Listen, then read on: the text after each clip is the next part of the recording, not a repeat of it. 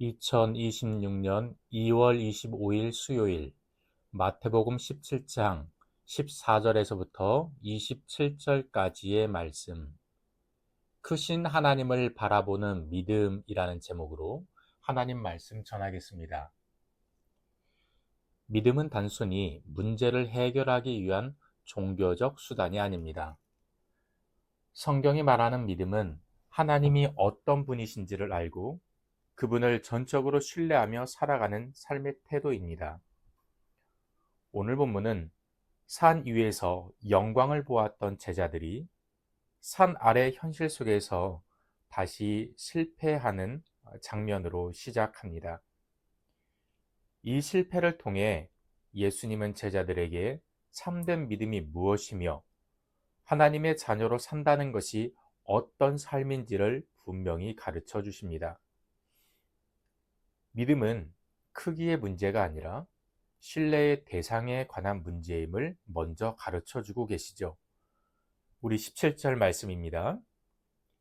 예수께서 대답하여 이르시되 믿음이 없고 패역한 세대여 내가 얼마나 너희와 함께 있으며 얼마나 너희에게 참으리요 그를 이리로 데려오라 하시니라. 아멘. 예수님과 세 제자가 산에서 내려오셨을 때 한 아버지가 무리 가운데서 뛰어나와 무릎을 꿇고 간청합니다. 그의 아들은 귀신으로 인해 심각한 고통을 겪고 있었고 불과 물속으로 스스로 몸을 던진 만큼 생명이 위태로운 상태였습니다. 그는 이미 제자들에게 아들을 데려왔지만 아무런 변화가 없었습니다. 이 장면은 아버지의 절박함보다 제자들의 무력함을 더 선명하게 드러내고 있는 장면입니다. 예수님은 이를 보시고 믿음이 없고 패역한 세대여 라고 탄식하십니다. 이는 단순한 감정적 책망이 아니라 제자들의 믿음이 하나님을 향한 신뢰에서 벗어나 자기 능력에 머물러 있었음을 드러내는 말씀입니다. 예수님은 제자들이 귀신을 쫓아내지 못한 이유를 믿음이 작기 때문이라고 말씀하시죠. 그러나 여기서 작은 믿음은 양의 부족을 뜻하지 않습니다. 예수님은 이어서 겨자씨 한 알만한 믿음이라도 산을 옮길 수 있다고 하십니다. 이는 믿음의 크기가 아니라 믿음이 향하는 대상, 곧 능력을 주시는 하나님 아버지를 얼마나 신뢰하는가의 문제임을 가르쳐 줍니다. 우리의 믿음이 작게 느껴질 때가 있습니다. 그러나 문제는 믿음이 작아서가 아니라 우리의 시선이 하나님이 아니라 문제와 자기 자신에게 고정되어 있을 때입니다. 능력은 언제나 하나님께로부터 나옵니다. 작은 믿음일지라도 크신 하나님께 향한 믿음이라면 하나님은 그 믿음을 통해 일하십니다.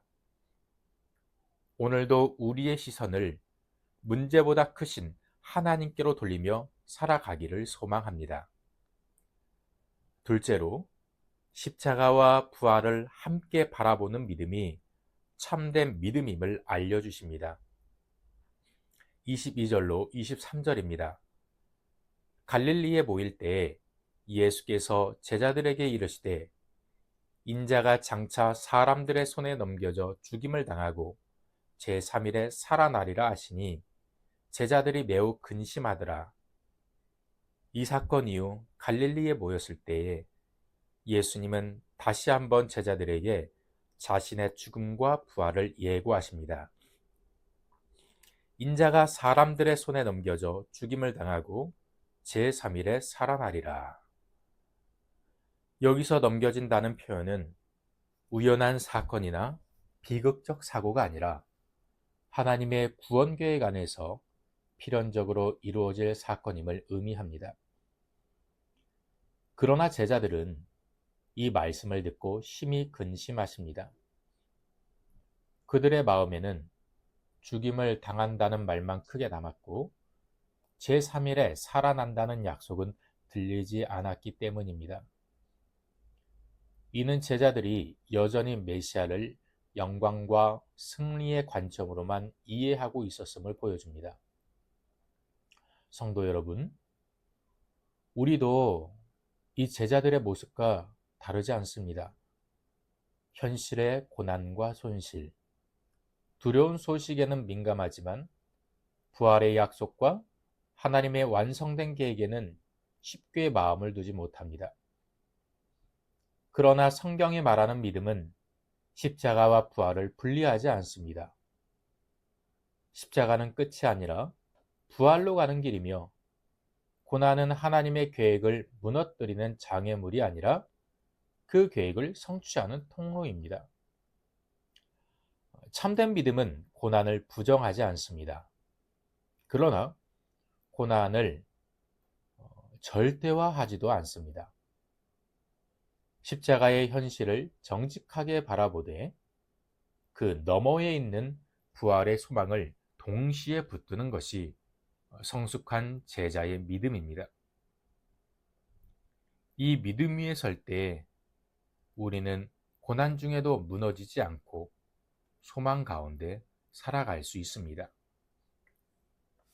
셋째로, 하나님의 자녀는 자유를 누리되 사랑으로 권리를 내려놓아야 함을 가르쳐 주십니다.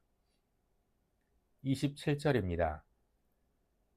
그러나 우리가 그들이 실족하지 않게 하기 위하여 내가 바다에 가서 낚시를 던져 먼저 오르는 고기를 가져 입을 열면 돈 한 세겔을 얻을 것이니 가져다가 나와 너를 위하여 주라 하시니라. 아멘. 가버나움에 이르렀을 때 성전세를 걷는 사람들이 베드로에게 다가와 예수님이 세금을 내시는지 묻습니다. 이에 예수님은 중요한 신학적 가르침을 주시죠. 세상 임금들이 누구에게 세금을 받느냐? 자기 아들에게냐? 타인에게냐? 베드로가 타인에게서라고 대답하자 예수님은 그러면 아들들은 세를 내지 아니하느니라 이렇게 대답하시죠. 이 말씀은 예수님 자신이 하나님의 아들이심을 선언하는 동시에 제자들 역시 하나님의 자녀로서 자유한 존재임을 밝히는 말씀입니다. 그럼에도 예수님은 그들이 실족하지 않게 하려 하노니라며 성전세를 내게 하십니다.